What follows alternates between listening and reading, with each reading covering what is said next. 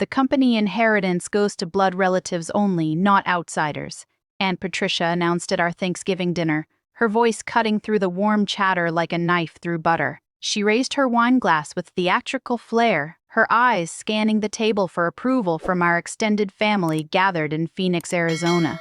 "Smith Enterprises has been built by real family members, and it will stay that way." The dining room fell silent, except for the gentle clinking of silverware against china. Uncle Robert nodded approvingly from his seat at the head of the table, while my cousins Jessica and Brandon exchanged satisfied glances. Even my adoptive parents, who had brought me into this family 25 years ago, seemed uncomfortable, but said nothing.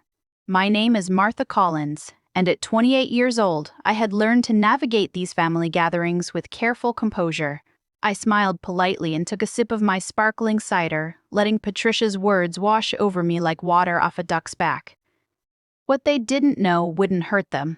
At least not yet. I mean, we can't have just anyone thinking they're entitled to what we've worked so hard to build, Patricia continued, her gaze settling on me with barely concealed disdain.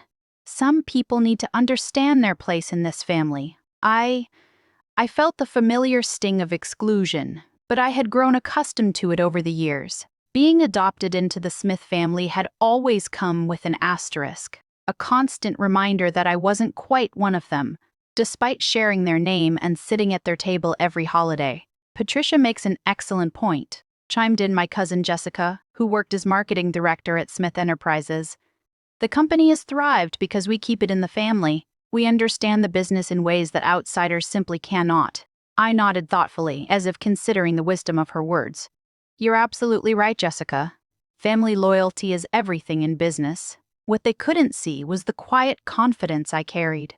The secret knowledge that had been growing inside me for the past 5 years, like a seed waiting for the right moment to bloom. As I listened to their self-congratulatory speeches about bloodlines and belonging, I felt a calm satisfaction, knowing that their entire world was built on foundations far more fragile than they could ever imagine. The evening ended with Patricia's final proclamation: "When the time comes to discuss inheritance and succession planning, we'll make sure everything goes to the right people, real family members who have earned their place." The drive home from Phoenix to my apartment in Scottsdale gave me time to reflect on the evening's events. Patricia's words echoed in my mind, but they no longer carried the power to wound me as they once had. Instead, they served as a reminder of how much had changed since my grandmother's passing 5 years ago. My maternal grandmother, Helen Morrison, had been the one person in my life who truly understood me. She had watched from the sidelines as the Smith family treated me like a perpetual guest rather than a daughter, and she had made her displeasure known in the most practical way possible, through her will. When grandmother Helen died, she left me her entire estate, $75 million accumulated through decades of shrewd investments in real estate and technology stocks. The inheritance had been a complete shock to everyone, including me. Helen had lived modestly, and no one suspected the true extent of her wealth. "Use this wisely, Martha," her letter had said. "You have a brilliant mind for business, and I trust you to make decisions that honor both your intelligence and your character." At 23, I had been overwhelmed by the responsibility and the opportunity. I could have bought a mansion, traveled the world, or lived lavishly for the rest of my life. Instead, I had made a decision that would prove far more satisfying in the long run. Smith Enterprises had been struggling at the time. The manufacturing company that Patricia's grandfather had founded was facing serious financial difficulties caught between rising costs and declining orders. The family had been desperately seeking investors, though they had been careful to keep their troubles quiet to maintain their social standing. I had approached my financial advisor, Douglas Whitman, with a proposal. "I want to invest anonymously in Smith Enterprises, set up shell companies and legal trusts to hide my identity completely." Douglas had raised his eyebrows. "That's a significant risk, Martha. Why would you want to help a company that might fail? Because sometimes the best investments are the ones that no one else believes in," I had replied, though my real motivation was far more complex. Through a carefully constructed network of holding companies and offshore trusts, I had invested the entire $75 million in Smith Enterprises. The injection of capital had saved the company from bankruptcy and allowed it to modernize its operations, expand its product line, and return to profitability. The family had celebrated their salvation, attributing it to their hard work and business acumen rather than acknowledging the mysterious foreign investor who had appeared just when they needed it most. They had no idea that their savior was sitting at their Thanksgiving table listening to them declare her unworthy of inheritance. The next morning, I sat in my home office reviewing the quarterly reports that had arrived from Douglas's firm. The numbers told a story of remarkable success. Smith Enterprises had not only recovered from its near bankruptcy, but had grown into one of the most profitable manufacturing companies in the Southwest. My $75 million investment had grown to control 51% of the company's shares, making me the majority owner. I picked up my phone and dialed Douglas's direct line. "Good morning, Douglas. I hope you had a pleasant Thanksgiving." "Martha?" "Yes, thank you. I trust yours was enlightening." Douglas had been managing my investments long enough to understand the family dynamics at play. Very much so. "In fact, I'm calling because I've made a decision about my Smith Enterprises holdings." There was a pause on the other end of the line. "Oh, what kind of decision?" "I want to begin the process of withdrawing my entire investment, all $75 million plus accumulated returns." The silence stretched longer this time. "Martha, are you certain? That's going to create significant financial disruption for the company. They've become dependent on that capital." "I'm completely certain. How quickly can we execute the withdrawal? Given the size of the investment and the legal structures we put in place, I'd estimate 30 to 60 days for a complete liquidation." "But Martha, this will likely force the company into bankruptcy. Is that really what you want?" I looked out my office window at the Arizona desert landscape where saguaro cacti stood tall and resilient despite the harsh environment. "Sometimes, Douglas, people need to learn that they can't build their success on the backs of people they claim don't belong." "I see. And what would you like me to do with the proceeds once we've liquidated?" "I've been researching competing companies in the manufacturing sector. There's a firm called West Park Industries in Denver that's been looking for investment capital to expand operations. They've built their success on merit-based promotion and inclusive hiring practices. I think my money would be much better invested there." Douglas chuckled softly. "I have to admit, Martha, I've been wondering when you'd decide to make this move. I'll begin preparing the withdrawal documentation immediately." "Thank you, Douglas. And please make sure that when Smith Enterprises receives the withdrawal notice, they understand it's coming from their majority shareholder. I want them to know exactly who's been keeping their company afloat all these years. Consider it done. I'll draft a letter that makes your ownership position crystal clear." After ending the call, I leaned back in my chair and smiled. Patricia and the family were about to learn a valuable lesson about the difference between being born into privilege and actually earning it. Their comfortable world of assumed inheritance and blood-based entitlement was about to crumble, and this time, I wouldn't be there to catch them when they fell. The emergency board meeting was called for the following Tuesday morning at 9 a.m. I knew about it before any of the family members did, thanks to the corporate governance documents that guaranteed my right as majority shareholder to attend all board meetings. Douglas had delivered the withdrawal notice the previous Friday afternoon, and the family had spent the weekend in frantic phone calls and desperate strategizing. I arrived at the Smith Enterprises headquarters building 30 minutes early, wearing my best navy blue business suit and carrying a leather portfolio containing copies of all the documentation proving my ownership stake. The receptionist, Kelly, greeted me with surprise. "Martha, I didn't expect to see you here today. Are you here to see someone?" "I'm here for the board meeting," I replied calmly. Kelly's confusion was evident, but the board meeting is for executives and investors only. "I don't think I understand. Could you please let them know that Martha Collins has arrived and is ready to take her seat at the table?" Before Kelly could respond, Patricia burst through the lobby doors, her usually perfect hair disheveled and her face pale. With stress, she was followed by Robert, Jessica, and Brandon, all looking like they hadn't slept in days.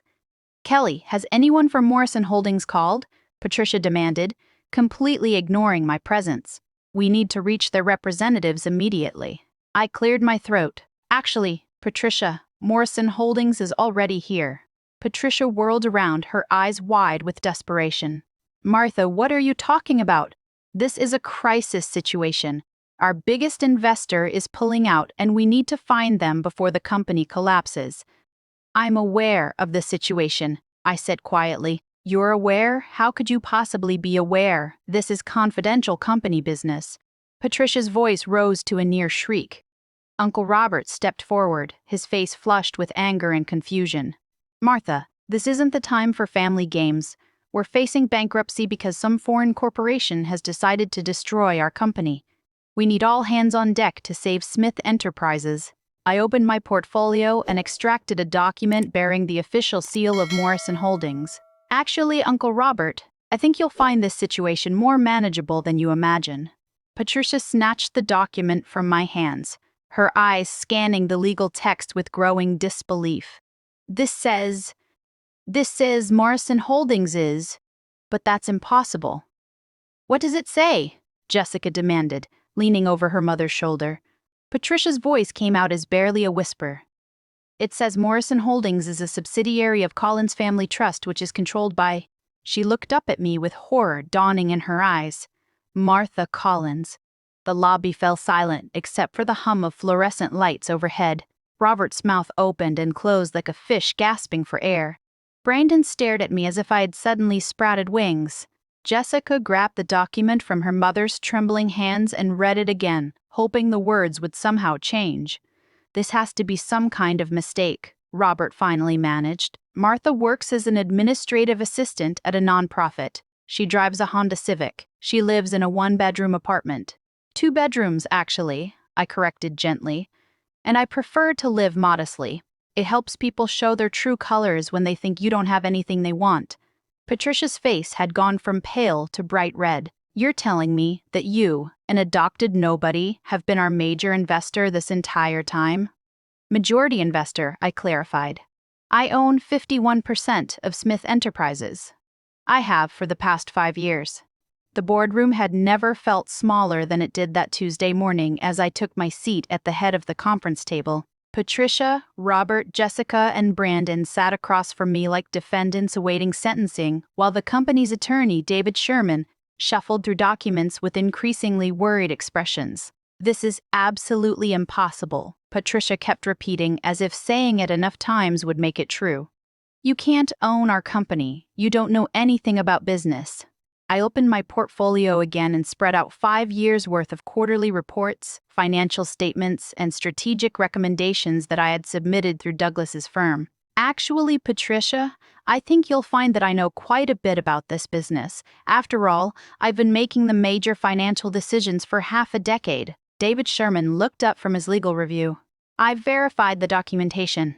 Miss Collins is indeed the majority shareholder of Smith Enterprises, through a complex but entirely legal structure of holding companies and trusts. But where did she get $75 million? Jessica demanded. She can't possibly have that kind of money. My grandmother left me her estate when she passed away 5 years ago, I explained. She had been quite successful with her investments over the years, though she preferred to live quietly. Robert's face was turning purple with rage. Helen Morrison? That woman left you everything. We're family. We deserve that inheritance. Are we family, Uncle Robert? I asked softly, because yesterday at Thanksgiving I was told quite clearly that I'm an outsider who doesn't belong. I was informed that inheritance should only go to blood relatives, not people like me. Patricia slammed her hand on the table. This is blackmail. You can't destroy our company just because your feelings got hurt. I'm not destroying anything, I replied calmly. I'm simply withdrawing my investment from a company whose leadership has made it clear that I'm not welcome. Surely you can understand that I'd prefer to invest my money with people who value my contributions. Brandon spoke up for the first time, his voice cracking with panic. But Martha, if you pull out, we'll lose everything. The company will go bankrupt. We'll all lose our jobs. That's unfortunate, I acknowledged. But according to yesterday's conversation, this company belongs to blood relatives only. I'm sure you'll find a way to manage without an outsider's money. The room fell silent as the full impact of the situation sank in. Smith Enterprises had been operating on borrowed time for years, propped up by my anonymous investment. Without that financial foundation, the company would collapse within weeks. David Sherman cleared his throat nervously. Miss Collins, is there any possibility of negotiation? Perhaps we could restructure the ownership arrangement or— I'm afraid not, I interrupted. I've already identified a new investment opportunity that aligns better with my values. West Park Industries in Denver has an excellent reputation for treating all employees with respect and promoting based on merit rather than family connections. Patricia's eyes filled with tears of rage and desperation. You're destroying 3 generations of family legacy out of spite. I'm not destroying anything, Aunt Patricia.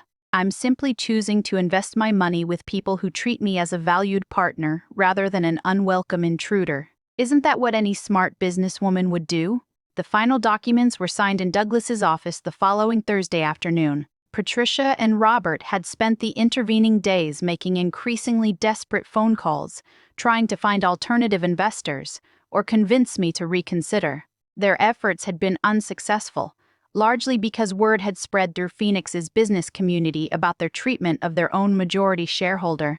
No investor wants to work with people who don't even know who owns their company, Douglas had explained to me during one of our phone calls.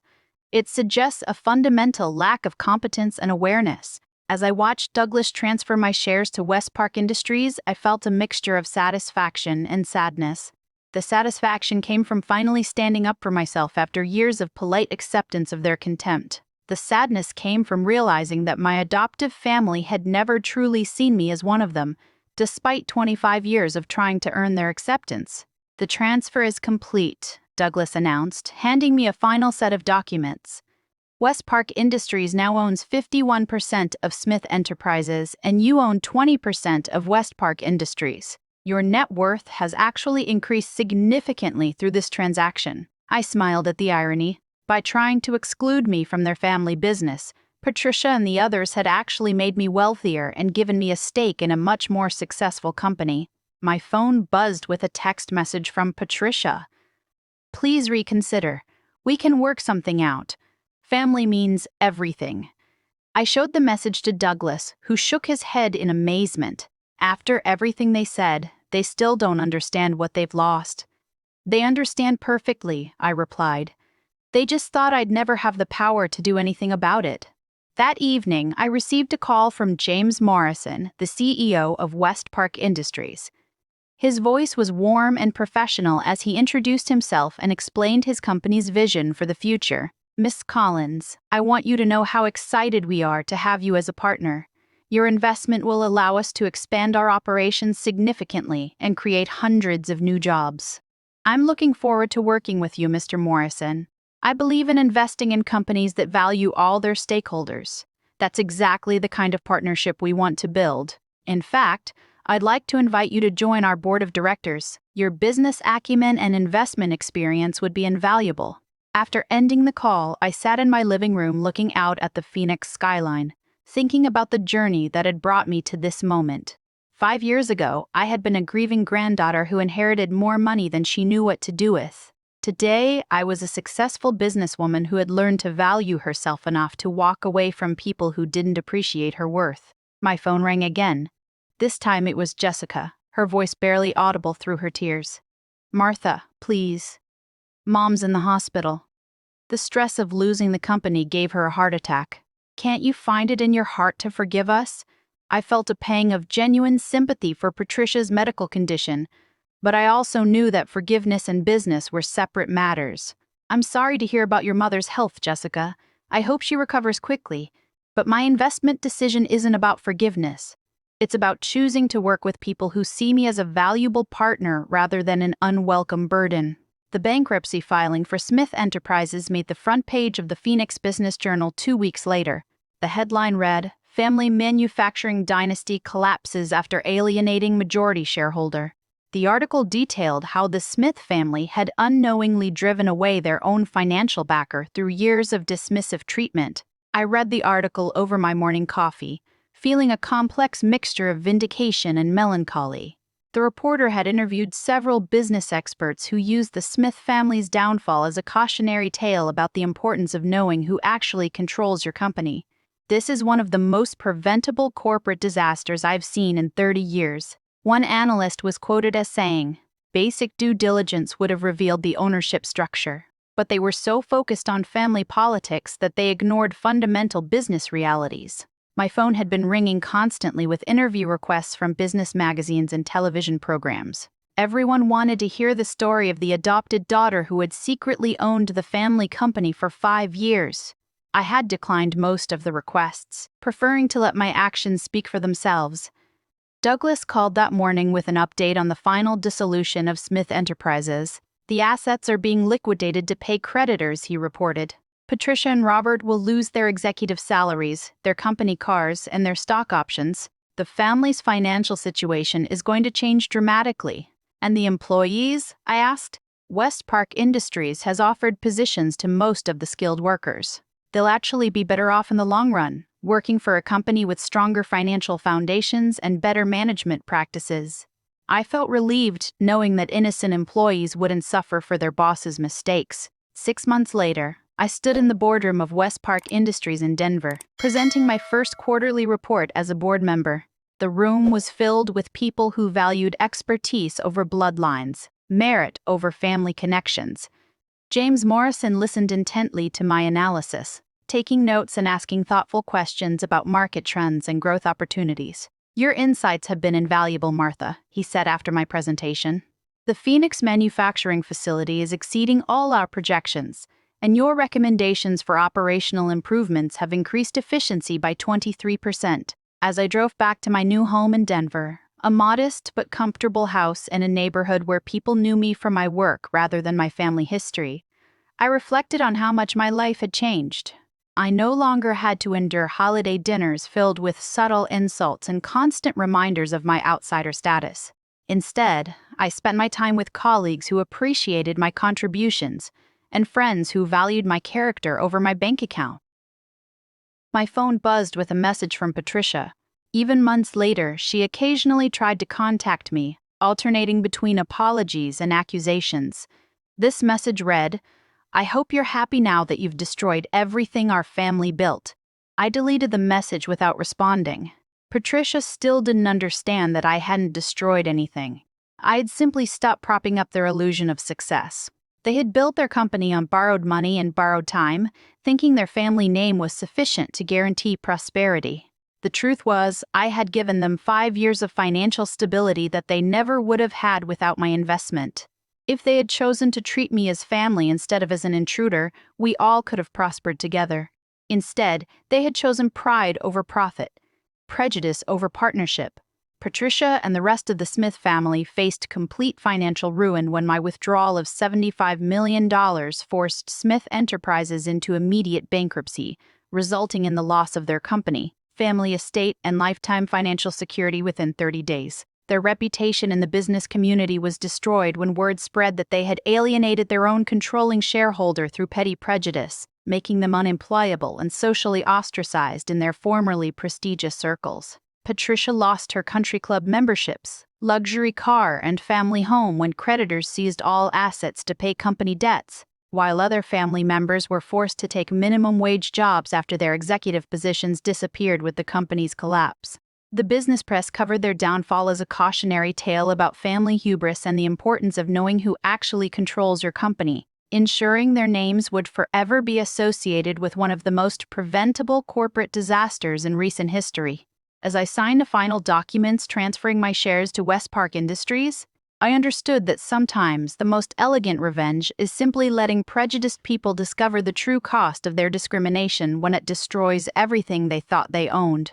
And I realized that my journey from excluded outsider to respected business leader had taught me that real family isn't defined by blood, but by how people choose to treat each other when they think no one is watching.